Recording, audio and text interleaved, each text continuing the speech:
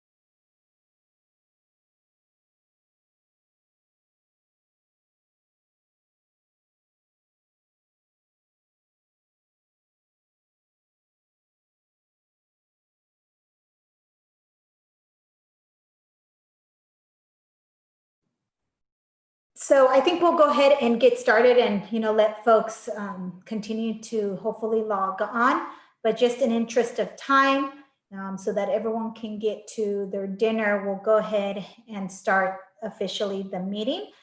So I do want to welcome everyone to the Milburn, Dakota Park Master Plan Community Engagement Meeting. Wow, that is a mouthful.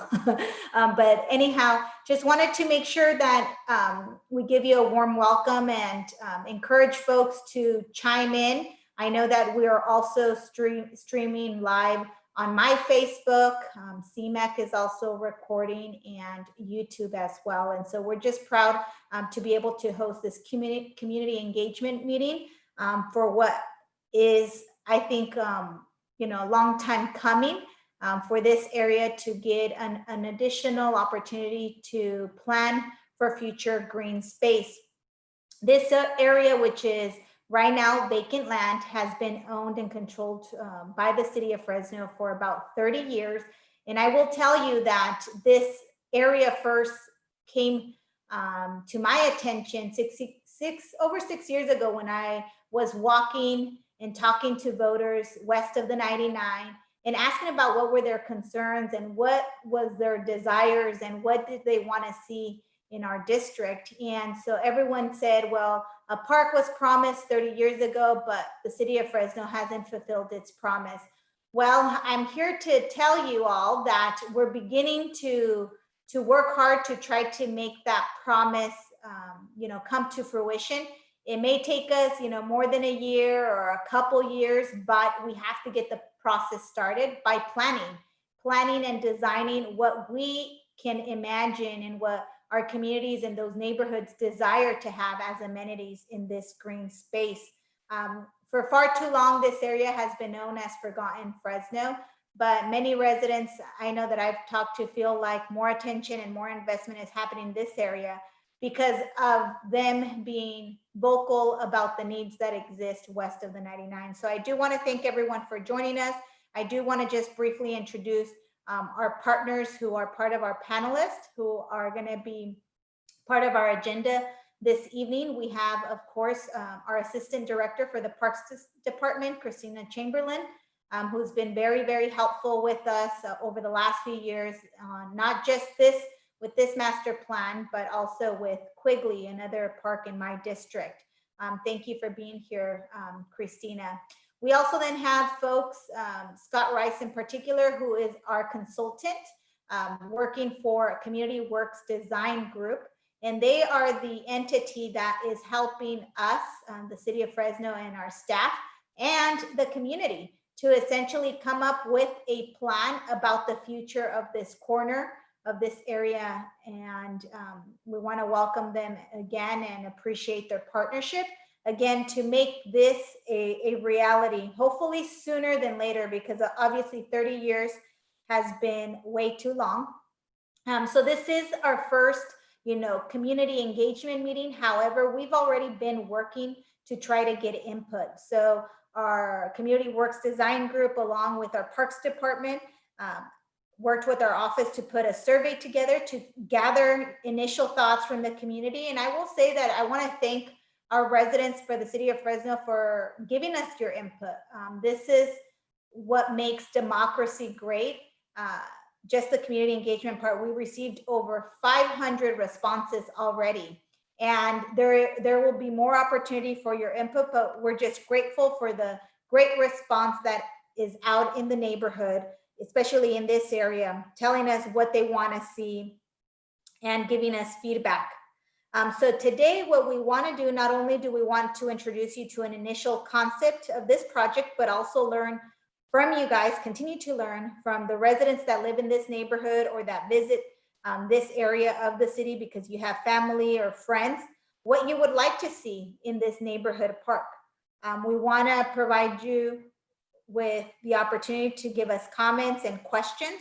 As you guys are joining us, please feel free either through the chat box if you feel too shy to ask a question, or raise your hand, and during the Q&A section, we will call on you to be able to hear from you. And we will also be taking questions from our Facebook Live. I know that my staff is monitoring that. So again, I want to thank you guys. As you guys can see on the screen, we do have the agenda for tonight. Next, we have the overview and the project plan by our Assistant Director, Christina Chamberlain. So I'll turn it over to you. Thank you, Council Member, and did a great overview. I appreciate that so much.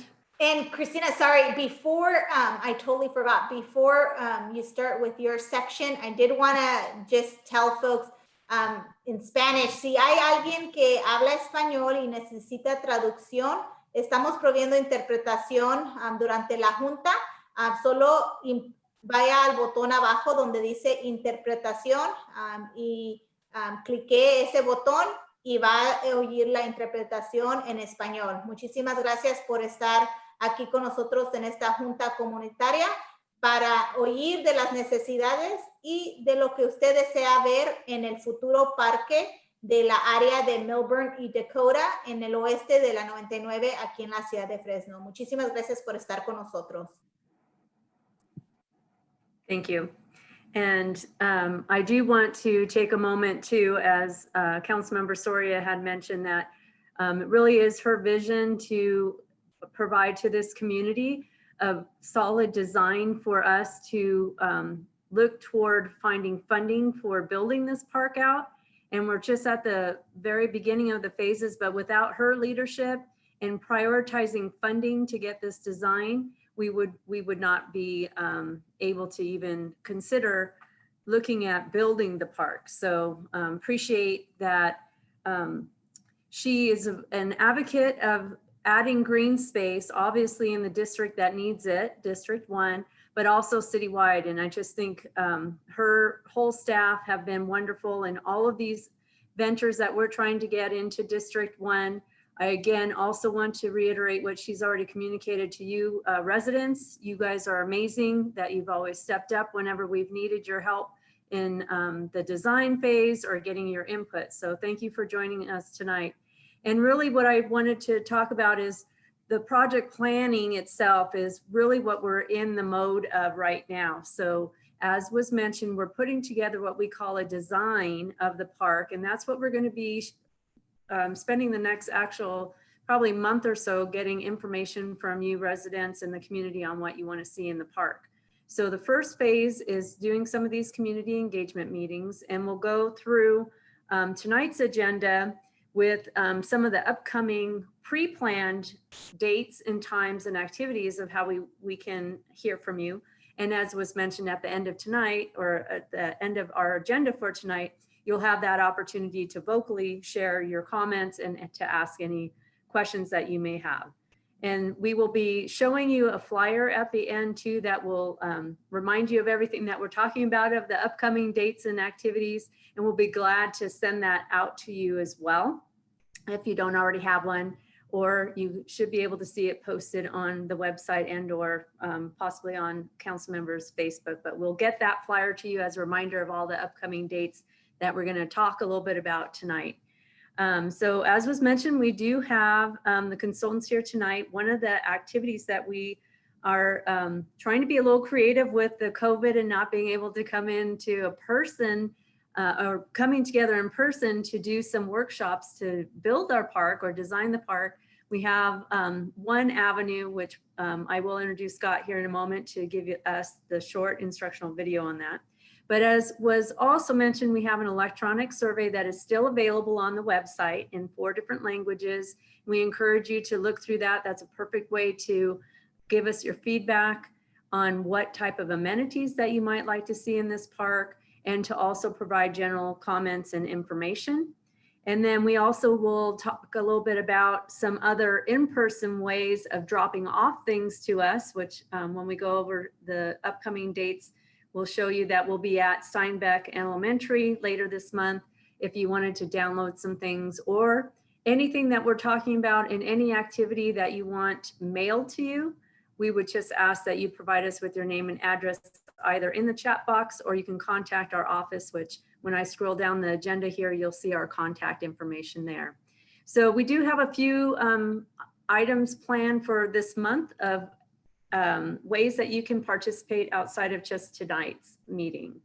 So I am glad to introduce to you Scott Rice with Community Works Design. He's gonna, I believe Gavin can, or I think you have the ability to share your screen. So I'm gonna stop my share, Scott, so you can share your screen with your presentation, okay? Thanks. Let's see if we can get this to work the first time.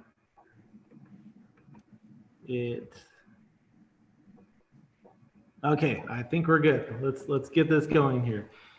So kind of piggybacking on what Christina has already talked about, the next phase in this process to gather the community input and see what the community really wants in your park. This isn't our park. We're just here to help get this on paper for you. And so so far the community's had a really good response. A lot of surveys received, and those surveys are still active. We're looking forward to receiving more of those results.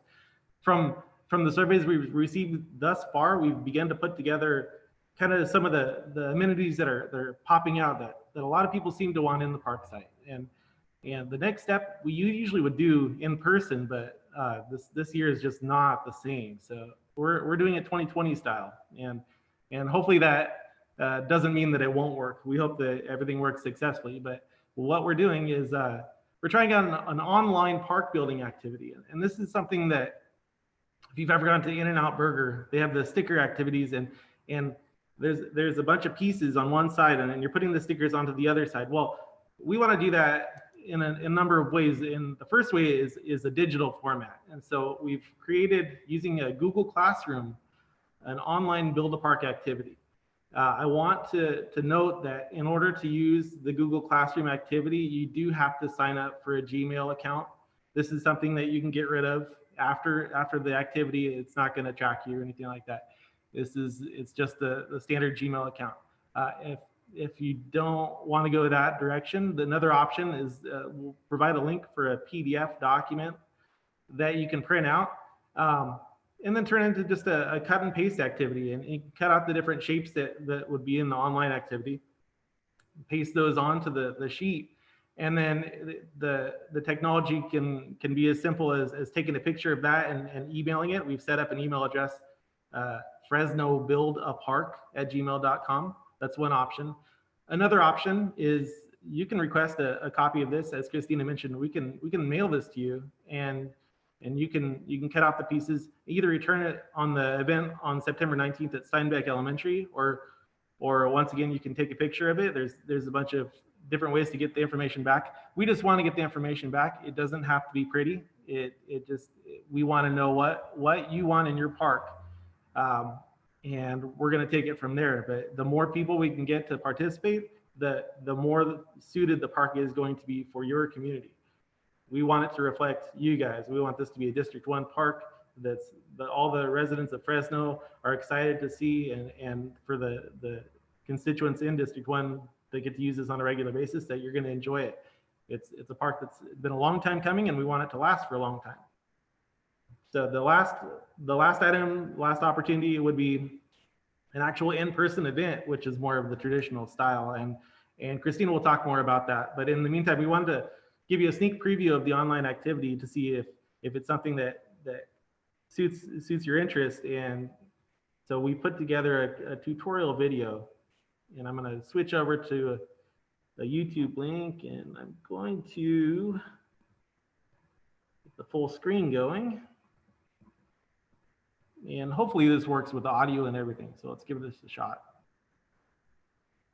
Hello and welcome to the Build a Park activity for the park site located. Scott, You need to change your share screen, please. Show you how to design the park. okay, hold on How you- 1 second. Let's get that. Let's see here.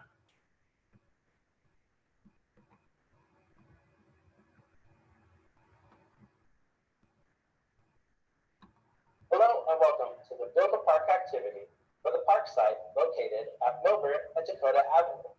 This tutorial will show you how to design the park, how you want it Okay, to is that a little bit and how to clearer? upload it, so your input is included with the rest of the community. To get started, click on to the second slide. Here you will see all the different park features for you to drag and drop where you want them to be placed within the park. Only use the ones that you want in your park design. And remember, you don't have to use them all, only the ones that you want to see in your finished park. Once you are happy with your park design, you will need to rename it by going to File and selecting Rename. Here, you can type in your name. To save a copy of the image of this park for you to submit, you will click File, go to Download, and then select JPEG image. This will download a copy of your park design for you to submit. Once it is downloaded, it will show up in the bottom left corner of your browser. The final step is to submit by following the link in the bottom right-hand corner. And once that is open, you will simply drag and drop your park design into the folder. Congratulations, you have just submitted your park design, and you can close out of your browser.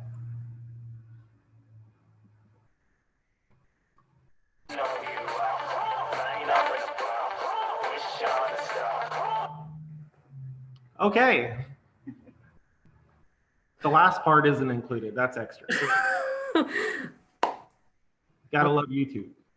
Okay, Scott, thank you very much. And I just want to mention to everybody who's watching or listening that that instructional video will be uploaded on the websites and available anytime, that you can just access it and follow those instructions. Again, I know it was a pretty quick instructional video, and probably through the Zoom meeting not as easy to follow than if you're at your computer, where you're able to concentrate a little bit more on those activities. But so that kind of gives you an idea of one option of providing that feedback is electronically through that Google Classroom. And as we mentioned, you can ask or request for hard copies of that. And then the next available time for an in-person, what we're calling in-person, is really going to be more of like a drive-in, drive-through, where we'll have those documents that you just saw. We'll have the pieces pretty much cut out for you already. And then that sheet that had the park blank site plan. And so those will be in a little probably Ziploc bag that you can pick up and then return to us either via mail. As Scott said, you can take a picture of it, email it, or put it back in your Ziploc and drive back, where we have 3 hours during that one time on that one day, or you can mail it to the Parks Department. We'll give you those options. And again, the information of where and how will be provided through the flyer and then on our websites and Facebook page of D1. So unless there's something anybody wants to chime in before I put the flyer up that shows those next steps, I welcome your comments, and then we will go into Q&A after that.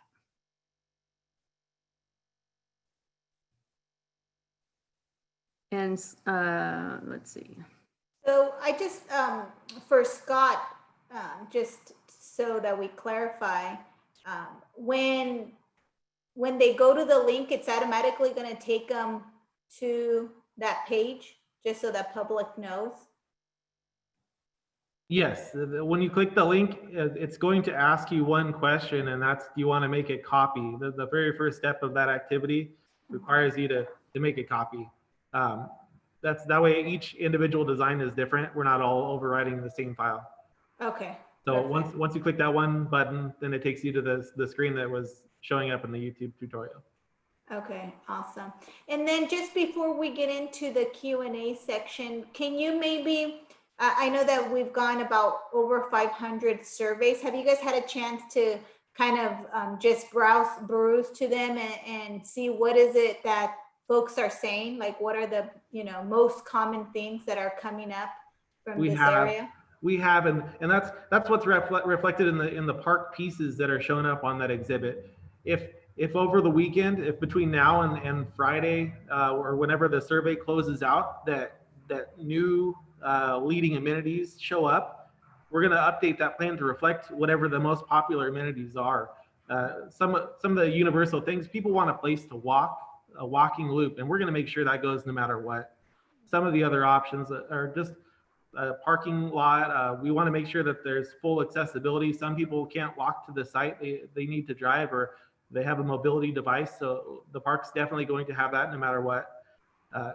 There's a lot of requests for picnic space, open play area. Just there's different options like futsal and a skate spot, splash pad. There's some key amenities that in different forms keep coming up in the survey, and that's something that is reflected in the park pieces that are part of the activity. Perfect. So Great.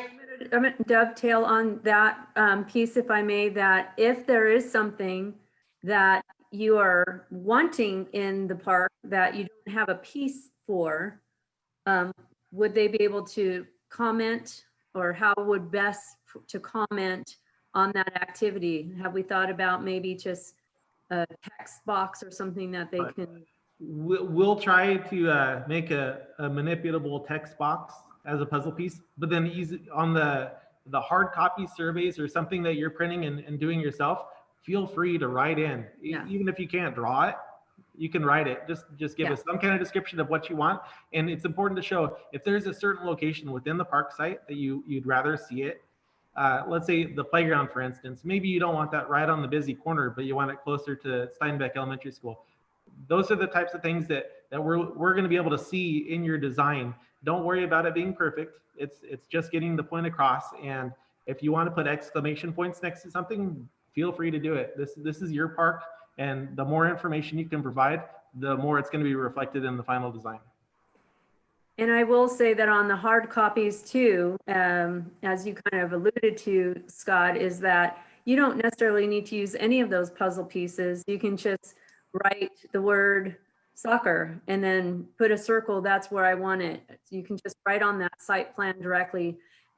Typically in our in-person community engagement where we're building the parks, that's exactly what we have you do, is that you would be dialoguing with your cohorts there, and putting those on that site plan. So you're not required to use those pre-designated pieces. If you rather just write on there, these are the things and basically where you want them. All we're really seeking is what are your thoughts, your priorities, and the type of amenities that you would like us to consider in the design. And I will say that there's probably 50 different individual elements that were identified through those 500 surveys, and we have, about 4 acres to try to fit stuff in there. So we can't do it all. And that's where we're wanting to have as much input with the priorities of what's important for you so that we can put those most needed amenities within this district in that neighborhood. So again, we'll have some ideas coming forth, and if there are brand new ideas that kind of have a higher priority, as Scott mentioned, we'll update those pieces for you and have a listing of the top elements that were identified. So we talked. No? I'm raising my hand. Yeah, go ahead. Just one more thing. On the park plans, it's not always about the nouns. Sometimes it's about the adjectives. If you can describe things that you want, if a sense of security or just shaded area, there are different things that you can write on the plan that we'll never be able to put as a picture. Whatever it takes, we'll know how to interpret that information as long as you're providing it. So feel free to think outside the box and just stay within the printable space, and we're good to go. And that's why I think it's also important to, if you have a chance to fill out the survey, Yes. To be able to fill out the survey, to get, the additional information that may not, be as simply be able to put as a graphic on the building activity. So we want to encourage folks that are watching or those that are gonna watch this pre-recorded or the recorded video, that they know that when is it due? So we have the survey, the electronic survey is still up on the websites we had pre-planned to close those down by Friday. Okay. And then by the week or that next week, the 14th through the 25th, then we'd have electronically available that park activity. And then by request, obviously, we can mail stuff out. And then the in-person where they can pick up hard copies or drop off hard copies will be on the 19th in person at Steinbeck Elementary. We were in the parking lot where we'll set up kind of like a drive-through. So if you're able to do something on electronically, but you're having difficulty doing the file upload, you can just simply print it and bring it to us, or as was suggested, email. If you're doing a hard copy, just take a picture of it and email it. However you want to get it to us, we're here to receive your input, and whatever we can do to help get that to you, we want to hear from you. But we're trying to make it multifaceted of how you can participate. So electronically, hard copy, or come see us and pick it up and drop it off. Perfect. And also, Christina, in terms of the time frame, I know that we have, this month to work on the building activity and using, that creative way that we are trying to get the input. What happens beyond that, just so that folks know kind of time frame? Sure. What is it going to take, once they give us their input? Maybe what is the time frame for the actual design, where Scott and his team will be designing and coming, back to the community, I'm assuming, with a couple different options and so forth. So thank you. Our typical process will be, after all of the community engagement through the survey and this Build a Park activity, we'll take the priority items, the most asked for, and we will be asking our consultants to give us 2 conceptual designs with those elements. So it may be that they both have the same exact things, but they're going to be laid out differently, so you have a different feel of the overall theme or use of that park. Those 2 concepts, we will want to then get back to the public, and during this time, having them posted on Facebook and our website. The ability for people to choose option A or B, we will be offering that once we have the design from our consultants completed. And our intent is that with the selected design, as I mentioned in the opening, is that with that, we will be doing some cost estimating of those amenities to see what that really looks like if we were to build it out today. Now, we don't have funding yet for it, but it's important for us to know what are the costs associated with those elements that the community is most wanting, so that when we have opportunities to secure funding either through grant or some other financial resource, that we're ready to go. So we're going to do some of our environmental work as part of this scope to help us be a step ahead. The city is considering, we have an opportunity coming up where we would have an application opportunity that's due in early December for Prop 68 funding, and the council still will need to prioritize which projects they want to move forward. But we feel strongly that this one would score very well, and so it would be one of our staff's recommendations that we would move this one forward if we're at a place to provide the application, which that's our goal with this particular process, the design. So we're wanting to have everything pretty much wrapped up in time for us to put together that application process or application. So. Perfect. I think, are we done there so that we could go maybe to Q&A? I did see a couple hands that had gone up. I saw a couple hands. I know that they put them down, but this is your opportunity for those that are in the public. I know that there are a number of folks also watching on Facebook Live. To feel free to ask questions. We are happy to take them. Or if you have any particular comments, I had seen Linda Fisher's hand go up. I'm not sure if your question was answered, but if it wasn't, feel free to raise your hand and we'll go ahead and call on you. So our first hand is Linda Fisher. If you want to go ahead, I think our staff will unmute you and then you can go ahead and speak. Okay. Can you hear me? Yes, we can. Thank you, Linda. Okay, yeah. Okay, well, as I'm sure some of you know, my property is on the south side of Dakota, 5 acres, 330 or more feet on the south side. So whatever happens, I'm immensely affected, by this development. And actually, I was on a park committee 33 years ago for this. Amazing. Glad to hear it's getting off the ground.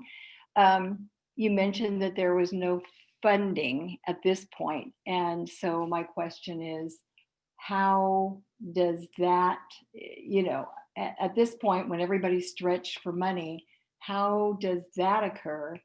And I think that some of the other questions I have would be more for the developers, and as far as how big of a parking space you need due to the fact that it's only 4 acres. And, my input on that would be, would it be possible with St. Mary's and with Steinbeck to use their parking, kind of a shared situation where parking could be shared with Steinbeck or with St. Mary's? We happen to be Patch Farms, which is a special needs ag farm on the south side. We're all nonprofits. We're all shareholders. To maybe share some kind of parking situation. And with 4 acres, I was going to ask Mr. Rice, how large does a parking situation need to be? These are excellent questions, Linda. Yeah, thank you, Linda. I really appreciate this, and especially because you're so directly impacted by the park, we want to make sure that your voice is heard.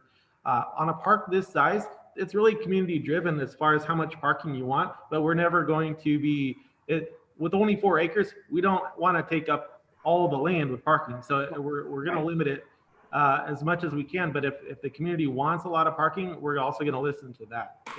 If a lot of Okay. these park plans come in, they say, hey, we don't really want to have dedicated parking within the park. Right. We'll also Right. look at what the available options are. And we're working with the council member's office and the city departments to make sure that the parking needs will be met. We'll definitely have to provide accessible parking, but Okay. beyond that, it's community driven. Okay. Yeah. If you want And parking, you get it. I also would like to clarify too that we do have in our park master plan a kind of standard in how we designate or identify parks. So this particular one is really formed as a neighborhood park. So neighborhood park typically will have more of a passive use rather than active, like sports leagues. If we had multiple baseball fields, lighted baseball fields, whatever that we're programming there, that dictates the need for parking. For a neighborhood park, as what we have already kind of heard back from the 500 surveys, is very typical, where, as Scott just mentioned, we do have some requirements for ADA parking, and there probably would be a handful of parking spaces for use of people that don't necessarily have walkability to the park, that live in that area. We want to make it where they can park on site. But there is a good point with, shared parking, if that's what we need to explore. But really, typically, this neighborhood park would not dictate a whole lot of parking. I just want to add, thank you, Linda, for the questions and your comments. I think they're well taken. And for me, I, as a council member that represents this area, I think that it is important that we focus on, maximizing the use for green space. Obviously, yes, the community will give us the input, but I think that it warrants us to be in conversations with Steinbeck and with Central Unified. And I hope that Central Unified is engaged with us as we're planning for this, because there's an opportunity for us to leverage our resources. And we have already established joint use agreements with a variety of our school districts in the city limits. And this would be a great opportunity for partnership, so that rather than, wasting, in my opinion, because it is a neighborhood park, wasting, with a lot of parking, that we look at, the nearby resources that we have and partner up. This is the beauty about partnership. You can maximize and create, better amenities in that way. So I want to thank you, Linda, for bringing that up. And I hope that you continue to stay engaged with us, and we value your input into, the design of this park. Next, we have Daniel Brannick. So if we can unmute him. Go ahead, Daniel. Thank you for being with us. Hi, Councilwoman and staff and Mr. Rice. I'm in my friend's garage trying to get in a workout right now, so totally related to the park space issues. I concur with literally everything that was just said about parking, and I think that's good insights. One question I had is whether continuity of joint use stuff with Central Unified, and how that might impact programming or deciding what facilities would or would not go in the park. Like if there's the opportunity to say, hey, we're going to continue to make Steinbeck open for certain types of activities, like how that might inform what goes on, versus if it was decided, hey, we're probably not going to do this now that there's a park space here. I don't know if that's known yet, or if that would just be a recommendation of something to monitor in the process. The second thing is just a question about the scope of what would be, I'm looking at everything in the park. I'm curious about the ability to provide specifically sidewalk on Dakota, whether it just be along the frontage of the park, or if it would be if it could run all the way to Blythe, and whether that would be a separate public work capital project type of thing, or if there's potential to roll something like that in there into the funding for the park. And then I guess the third thing would be, in terms of visualizing what can go into the park right now, can we just assume, yeah, anything's possible? Or is there a ballpark, I don't know, budget number or something we can work with to say, all right, realistically, we're not going to go over this is about what we're expecting it to cost right now, or how much grant money we're going to need to pony up. Those are my questions. Okay, so there was a lot of Yeah. questions there. So I'm going to try to remember them and answer them, and whoever else wants to chime in. But on the joint use, as was mentioned, we do try to have, and we have really good relationships. So that's always something that we do engage with the school to see if there is value in, doing a project that has a joint positive benefit. As for the sidewalks and everything, when we go to design it, it will be a full design out that would include any sidewalk, curb and gutter that's needed around the site for accessibility in particular. We would definitely be looking at that.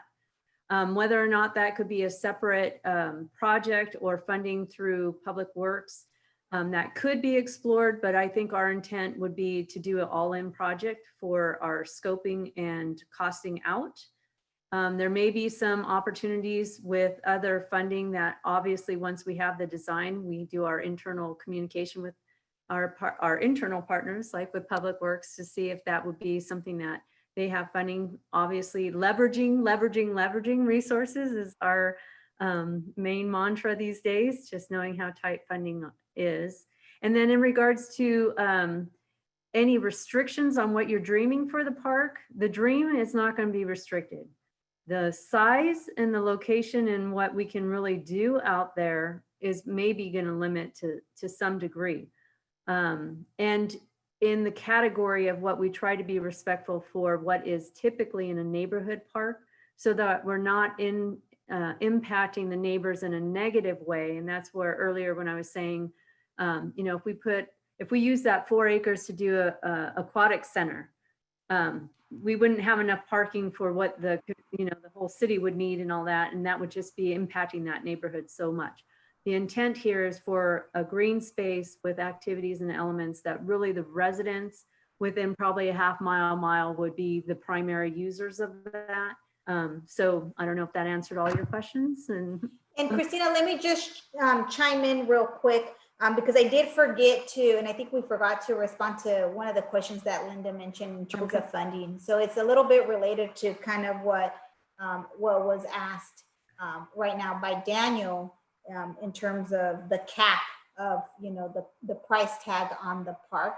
And I think like you said, I want to make sure that people aren't limited by their imagination. We're limited by space.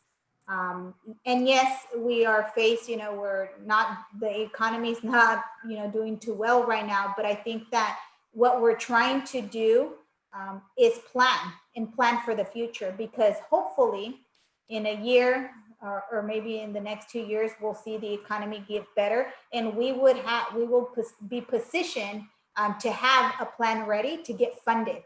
And there is opportunities at the state level with Prop 68 that we could target. And there are other funding opportunities. And we have seen when it's of a priority to a council member or to the city, we find other mechanisms, like for example, Section 108 loan that is happening to build a community center in District 4. The council has approved that this year. So similarly, when these projects elevate to a priority, we can find different funding mechanisms to make it a reality. And so the hope is that we've planned it out so that we're ready to receive dollars or to apply for dollars. Also, I want to just touch up on the infrastructure pieces that are missing in that neighborhood beyond the park. Because we've done the West area specific plan and the planning efforts over the last few years, we have noted those neighborhoods. And there's also it's a perfect candidate, this area, to also put in the queue for active transportation dollars, where we're connecting the neighborhood so that it's walkable and it's safe for our residents. And that's my commitment, to make sure that I position this park and this neighborhood to be best positioned in the next couple of years to get these resources. That's what we've been working towards in the last 5 years. But I think that now we have created enough planning to be able to justify and understand what are the needs that exist in that neighborhood. And with that, we would have, once we have the complete design, then there is the potential of phasing in some of those improvements where it makes sense. So if we're limited with some of the funding, then it would be our due diligence to look at the plan and say, what could we build within those constraints of those available dollars today? But our intent is to get the complete design so that any resources that we can leverage to get pieces of it, or most certainly through Prop 68, the maximum that grant allows is 8.5 million. So that's a lot of money if we're doing more of the casual, lower costing type of amenities, which, until we get the final input from everybody, we probably could fit within that maximum or not. And we won't know that until we get to more of the final design and then the engineer's estimates on what that looks like. Right. And tagging on to what Christina just mentioned, with this Prop 68 funding, there's a lot of money on the table. And what makes the projects attractive to the grant folks is they want great parks. They're not putting this prop money out there for mediocre parks. So the more creative and the more appropriate scale for a neighborhood park, the better odds that the state will kick down some dollars. And the timing is perfect for pursuing that money. So if we can get these community your wants and needs and get it on paper, the timing's perfect. And this park has a great shot at getting some of that funding. It's a very good candidate, even at this stage. I can tell, and we were successful. Our firm was lucky enough to grab one of those full $8.5 million funded projects in the last round. And so we know it's possible, and we can't wait to see what the community comes up with so we can get it on paper. Awesome.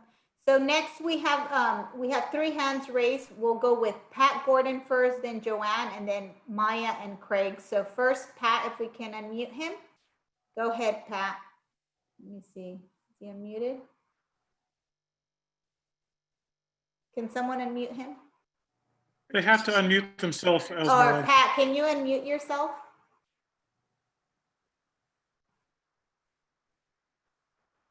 Okay, do you hear me? Yeah, there we go. Wonderful. Thank you so much. My wife and I have lived here on Flint Way, which faces the park for the last, since 1997. And so we're very anxious and very excited to see that they're developing here. One thing was, I was on one of the original chairs to build Central High School East Campus back in the early 90s. And one of the things that was noted and needed since that time was our infrastructure. I'm very happy to hear that we're talking about sidewalks. But for years, we've lived across the street from a county line in which there's been disputes about improving the road, in fact, putting in the sidewalks. And so we're a patchwork of communities out here. They're totally disjointed. I was wondering, number one, what is the scope of access that we're considering for this park? How many communities around us, and are there any other small parks considered for communities west of us or south of us? And then the other thing was, I'm very happy to hear about the collaboration with Central Unified, hopefully with the addition of their ball fields and access to their ball fields, it would reduce the need to put and reserve space within that small 4 acres for a baseball park. But to make it truly a community park that we can go to and enjoy and have picnics with family and friends would be a wonderful thing. And we truly are fully supportive of that. Thank you so very much. Awesome. Thank you, Pat, for that. And so I don't know who can speak. Christina, could you speak to the access points? I'm not.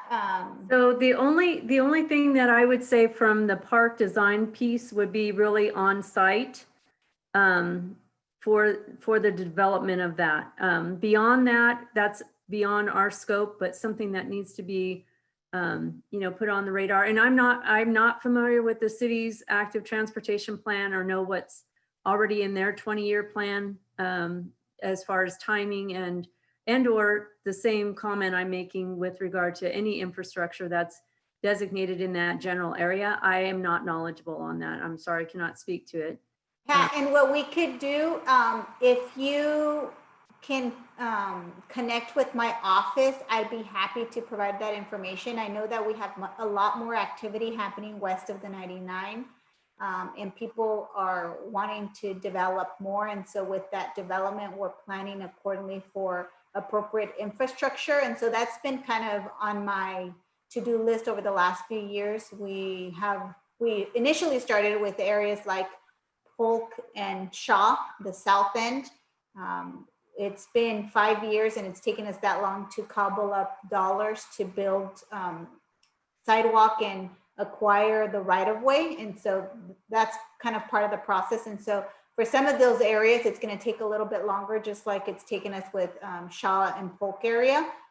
But could definitely make the time to speak to you about kind of some of the other infrastructure projects that we have in the queue, and also what other ones we should be putting into the queue as we're moving forward with, SB1 dollars, the gas tax that was approved by the voters not that long ago. So thank you for your questions on that. Next, we have Maya and Craig. If you can unmute yourself, Maya and Craig.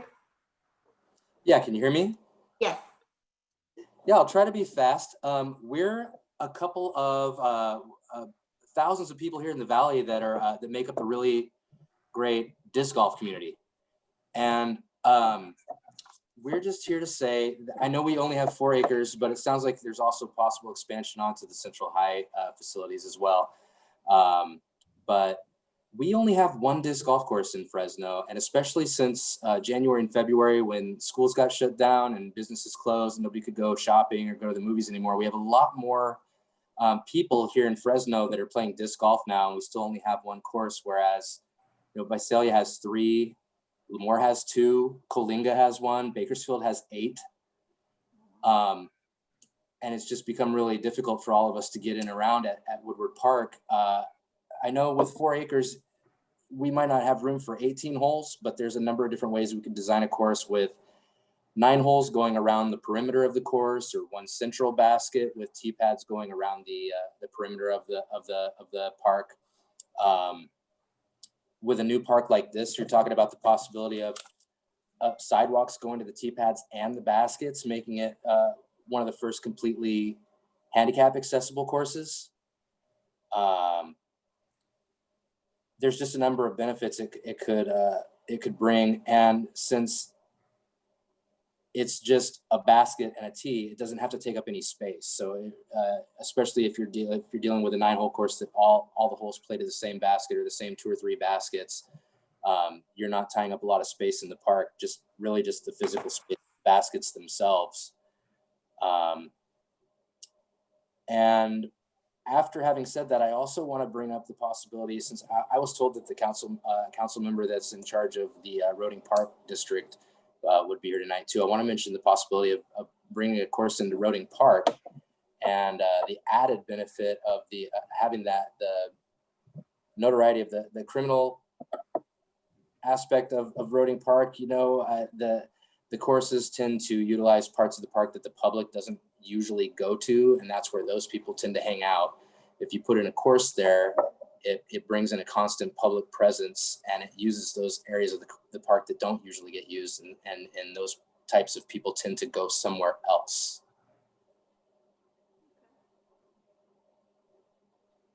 Anything else, Craig? I think that's the short version of what I'd like to say. I don't want to tie up too much time, especially since I'm bringing up Roding Park too, which this meeting wasn't really about. No, it's fine. We appreciate that. We'll definitely connect with Councilmember Arias, who represents, the district right south of the district that I represent, and we share interest in investing. I think a lot of people hear a golf course and assume it has to be 18 holes, but it's fairly common to have a 9-hole or 9 basket course with maybe 18 places to tee off from, or just a simple 9-hole course. There's a lot of different configurations it can take.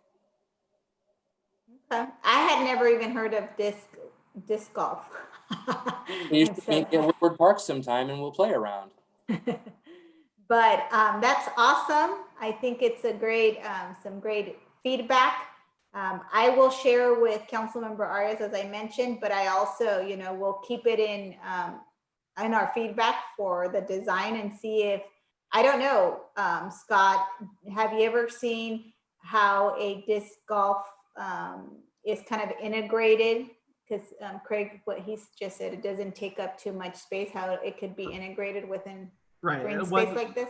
Yeah, what Craig described is fewer baskets, but multiple approaches. So there are different options. So you could end up playing an 18-hole course, but not necessarily having to have 18 baskets. And depending on what are some of the other major amenities end up being the major wants, we'll see how feasible it is to integrate that, because we don't want to put, you know, someone downrange of the disc if it's going to be a danger to other people. So it's something that once we get all the information gathered, we can see how effective we can get a solution, because we don't want to squeeze it in if it doesn't fit, but there's a good chance it could fit. We just don't know yet. We haven't seen enough of the information to know.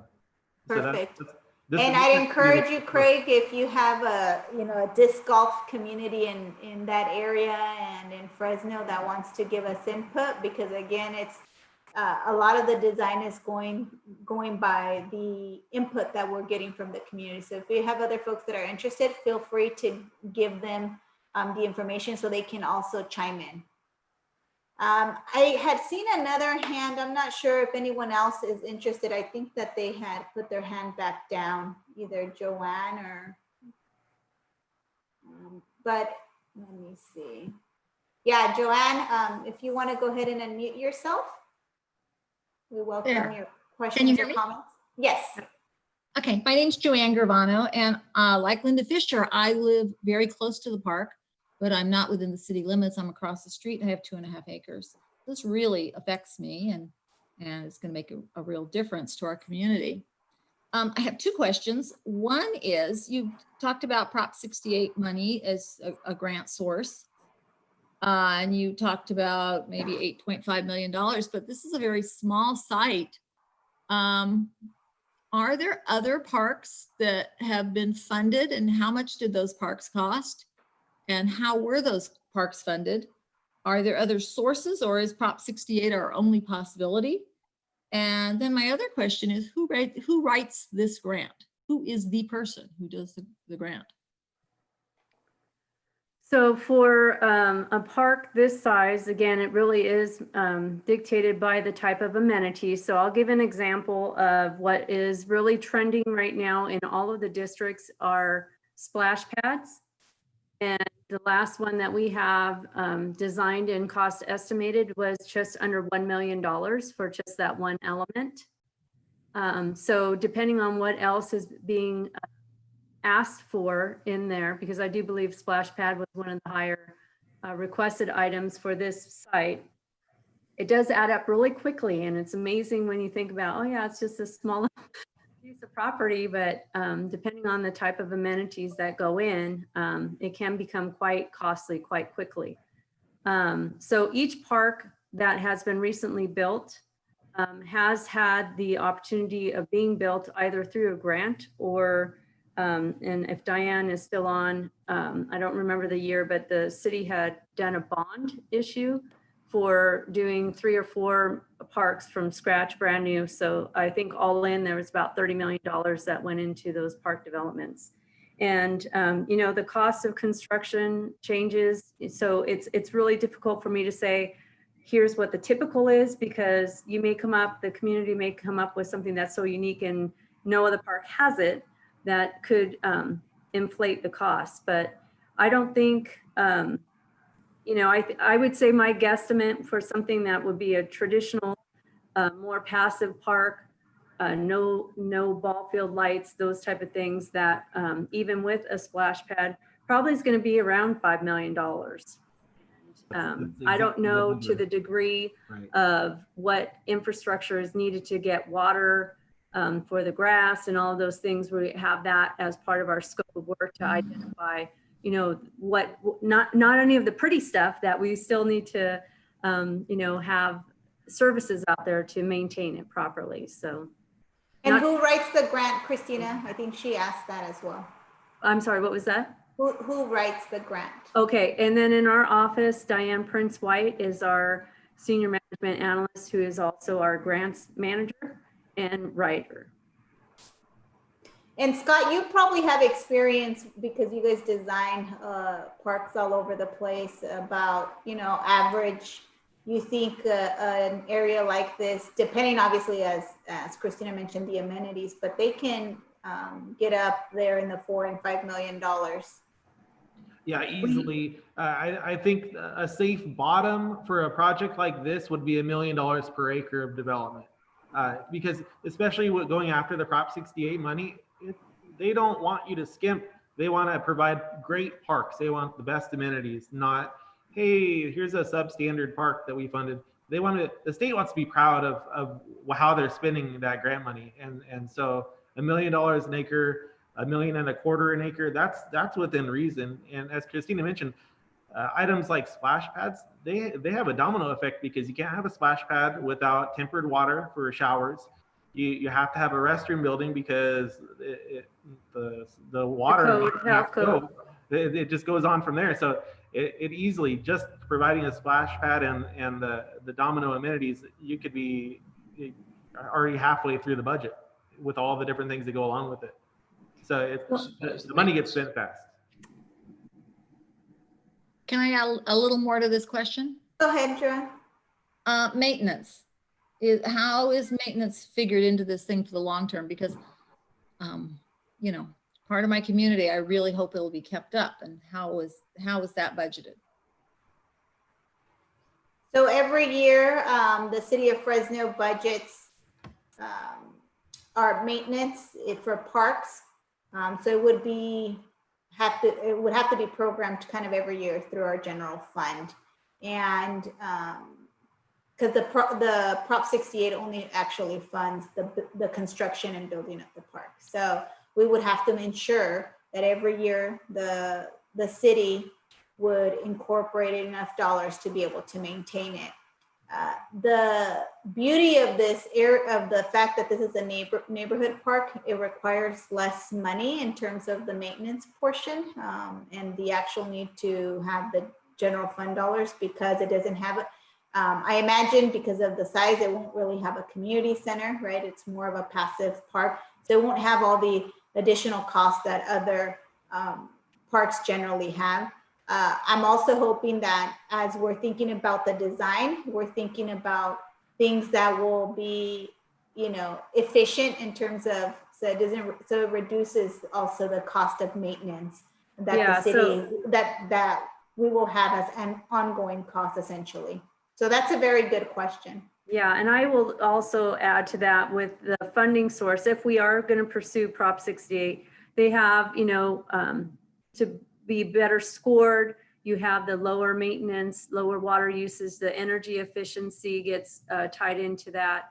And then through that grant, and really it is through our budget process, but through the grant application, the city is obligating themselves for a 30-year, I think it's 30 years, maybe it's 25, but 25 or 30 years when we go into that funding request, that we are guaranteeing that we will have the funding available to maintain that park for at least 25 years. And, there are a lot of priorities throughout the city. All departments are underfunded and we have a lot of need in our communities outside of parks. And so, it is through the mayor and the council that it's a tough, everything's a priority. And so, it is a process, but we try to design any of our new parks with that lens where we want a high quality park, but let's be smart about what we're doing so that we're better able to manage the maintenance costs. And so that is something that's called out in our park master plan too. And we're trying to implement those recommendations and policies that have been outlined. Any other questions? I think I see another hand again. Linda, if you want to go ahead and unmute yourself. You can go ahead.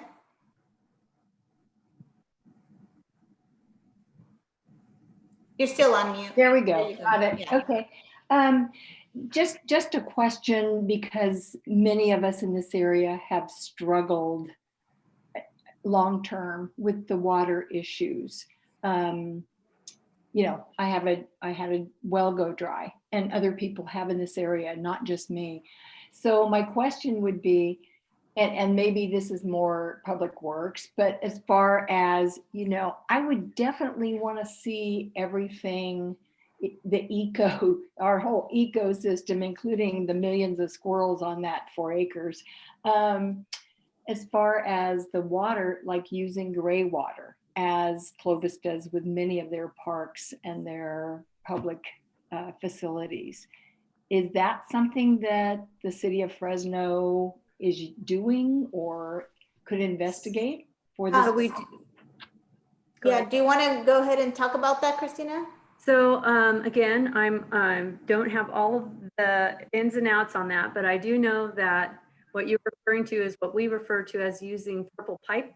And the city does have a plan, and I know Roding Park is pretty much been completed with using that type of recycled water. Okay. I don't know how far it goes, but there are master plans in place for doing more of that throughout the city. So I can't speak directly to how that could be possible for this project, but definitely we can check in, as you mentioned, with our utility departments, public works, to see what that plan, how far, and if that's something that we can actually, that would actually strengthen our grant too, but I don't know the timing of that.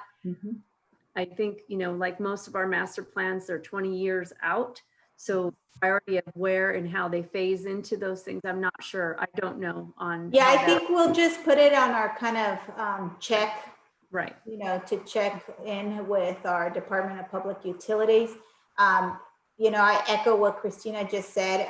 The council approved a plan. There were some initial plans to go after a certain amount of parks in kind of the first cycle of building our recycled water plan.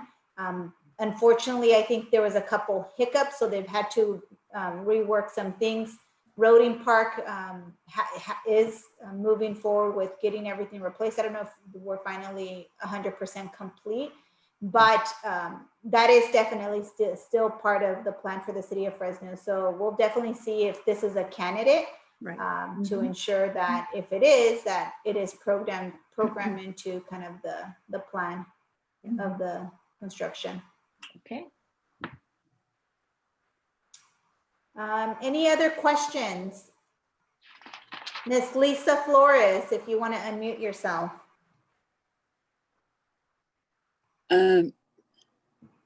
Okay, good evening, everyone. First off, I want to thank the Parks Department and Ismael Soria for having this meeting. I think it's a very positive movement that you're having these public input meetings about this park. Unfortunately, I came in late, so I don't know if you have a dog park scheduled in this thing, but if you don't, please do. Also too, I like the fact that you're moving forward with the plans for this park, even though we're coming up on some really hard economic times in the city.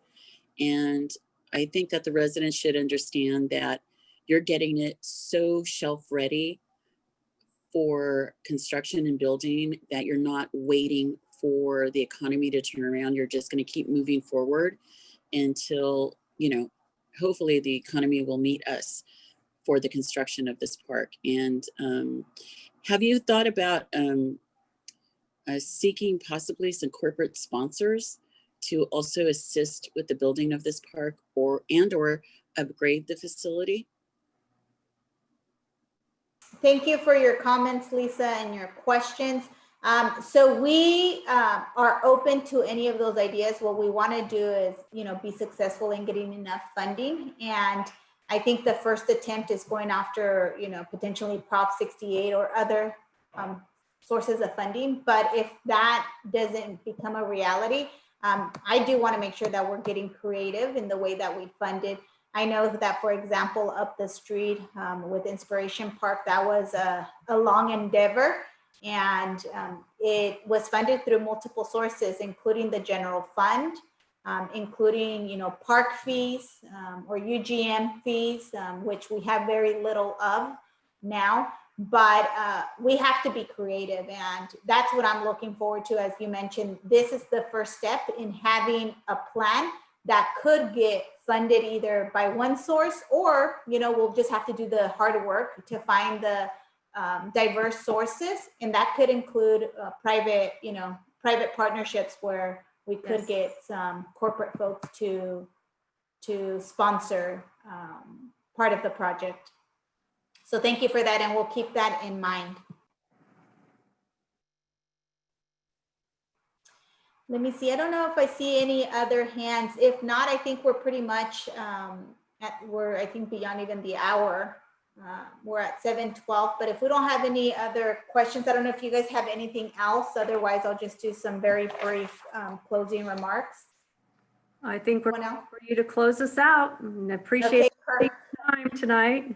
Perfect. I want to thank everyone that attended this community engagement meeting. For me, as many of you know, community engagement has been a top priority in the time that I've served to represent this district. And so I'm proud that we are here today, even though it's been 30 years in the making, or at least promised somewhere in the books that we're at least starting to get to first base in this process, and your engagement is going to be critical.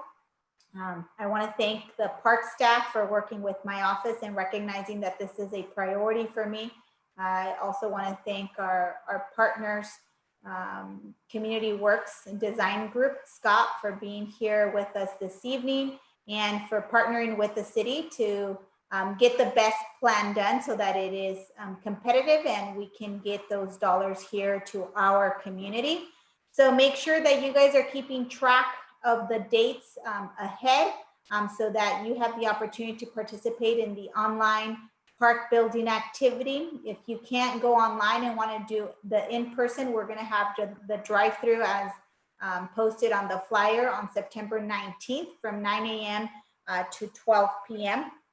And again, if there are any other questions or comments and you just want to reach our office, feel free to contact us. We are here to serve you. You can call us at 621-7817. Anything related to what the city does, even if it's not related to the park, but there are issues in your neighborhood where we can help you, please contact our office. You can also reach us via email at district1@fresno.gov. Even though most of my team is working remotely, we are still working very hard in responding to all our constituent concerns. So thank you again for participating, and we look forward to building an awesome design for the future of this park for the West area, which is long overdue. So thank you, everyone, and I look forward to seeing you in future community engagement activities. And thank you, Councilmember, and everybody have a great, safe night. Perfect. Good night. Bye-bye. Bye.